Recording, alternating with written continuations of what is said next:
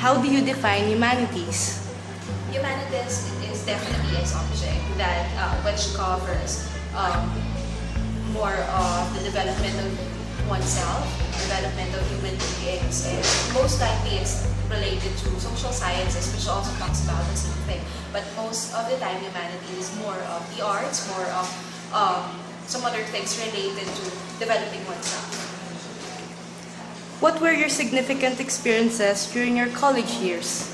Most of my significant experiences will be more of the activities that we had when we were in college, and definitely one which has become the most striking for me is when we had our activity, which is also under the humanities subject. We went to a theater, we watched something, we performed, and those were the things which actually made me become a better person, which helped me a lot to become a teacher.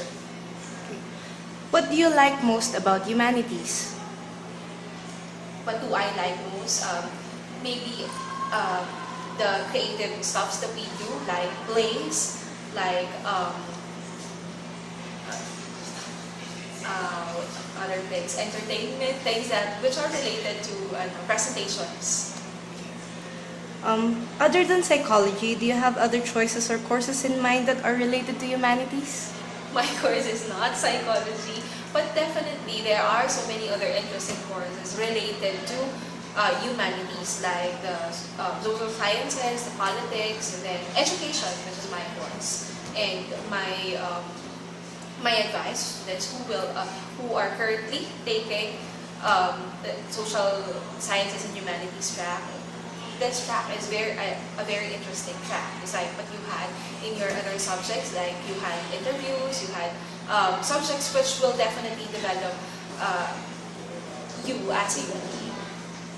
Thank you, Miss Anyag. That's all. That's all. How are you po? Okay naman.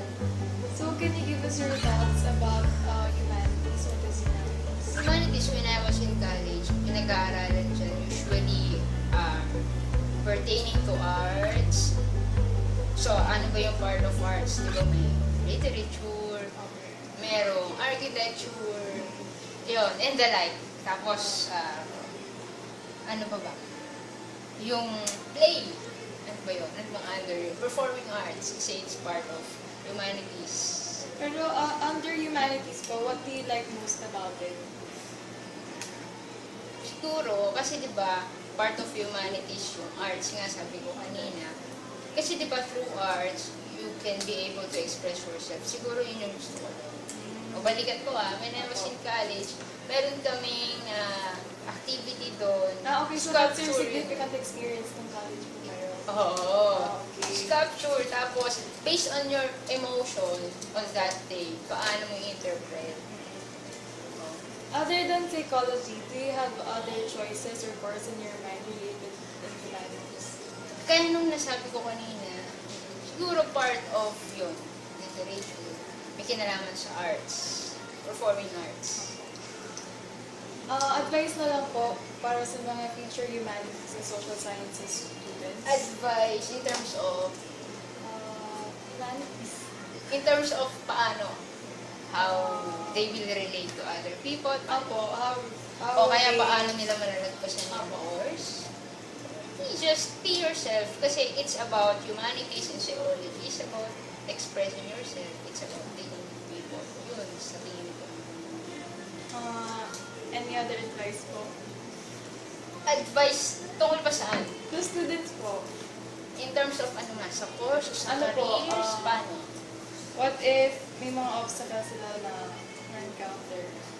Kaya nga na lagi ko sinasabi, along the way, you will encounter, diba, as you age along the way, mas dumarami yung temptation, challenges, trials, especially kayo, you're in grade 11, maraming temptation, naniniwala ako, di ba tama?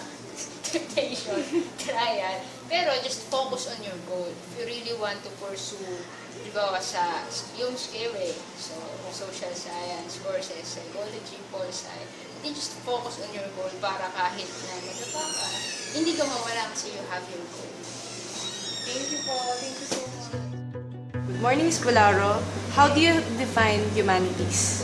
So for me, humanities is, if I would describe it, I would describe it as an abstract. Because for me, humanities is expressing of different cultures and different individual aspects of every person or every uniqueness of everyone. So for me, if I would define humanities, it's everyone's uniqueness, and then everyone's skills or talent combined together, and then you will form a very beautiful abstract of it. Thank you. So, what were your significant experiences during your college years? Significant experiences. So for me, during my college years, maybe I would like significant experiences. Siguro yung pakikihalubilo ko sa ibang tao. The advantage of learning humanities is that you will know everyone's culture, and then if you know how to handle and be with people, mas magaganda yung relationship mo with other people. So siguro during my college days, advantage ko yung marunong ako makisama sa ibang tao, and then I adopt it into my work now, and then sa other works ko din. So yun siguro yung may relate ko siya. Okay po. What do you like most about humanities? What I like most about humanities? Siguro, besides the culture,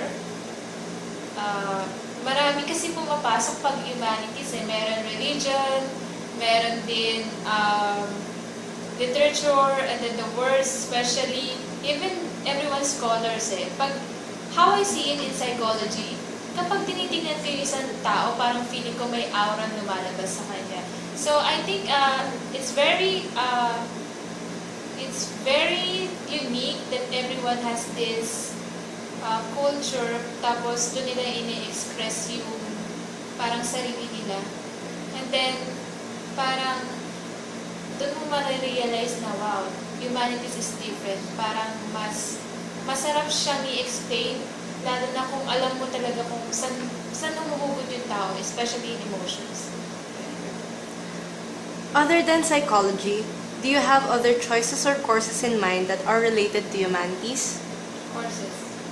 Actually, first and last choice ko yung psychology. So, talagang hindi ako kukuha ng iba kung hindi ko talaga siya gusto. But, bago ko siya kunin, I had this debate sa mother ko, kasi eduk siya teacher siya.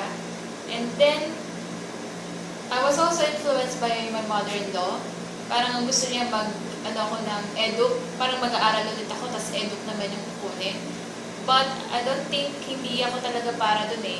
I like to talk to people and teach them, pero hindi yun yung linya ko. Siguro hindi para sa akin yun. Psychology lang talaga yung gusto ko. Okay. Lastly po, what's your advice for future humanities and social sciences students? Advice. Siguro wag nila sayangin yung every subject. And then, I remember this subject during my college days. Before, parang kasi siya, di ba may mga prerequisite tayo? Bago mo kunin yung subject na to, dadaan ka muna dito. Before kasi, syempre pag first year college ka, parang, minor subject lang, yan, hindi mo siya i-appreciate. And then, habang second year, third year, fourth year, as you age, doon mo nakikita yung importance nung subject. And then, kung hindi mo man gusto magturo yung teacher, why not try to search? Bigyan mo ng parang mas maganda yung mag-search ka. Yun ang siguro hilig kong ginagawa. Hindi ako bookish, pero gusto ko yung nag-search ako. Andyan yung internet, so thankful ako doon. Kapag may nakikita ako doon, I try to see kung meron bang YouTube na movie ba tungkol doon, speech, or talk tungkol doon sa topic na. Kasi humanities and social sciences sobrang, para sa akin talaga, siguro kasi psychology grad, I don't know if being unfair ba yun sa ibang courses, pero pag tinignan mo talaga yung messages ng bawat binibigay, lalo na sa literature, sobrang rich eh. Rich talaga yung everyone's culture, tapos yung history, papasok na doon, lahat and all. Tapos doon tayo natututo. We learn from others' experiences. Kapag nakita na natin kung gaano kahalaga yung binibigay nung bawat subject na tinuturo sa atin, we can apply it sa trabaho and then sa paano tayo makikihalubilo sa ibang tao. Yeah. That's all. Thank you, Miss Bolaro. 7, 6, 5, 4, 3, 2, 1.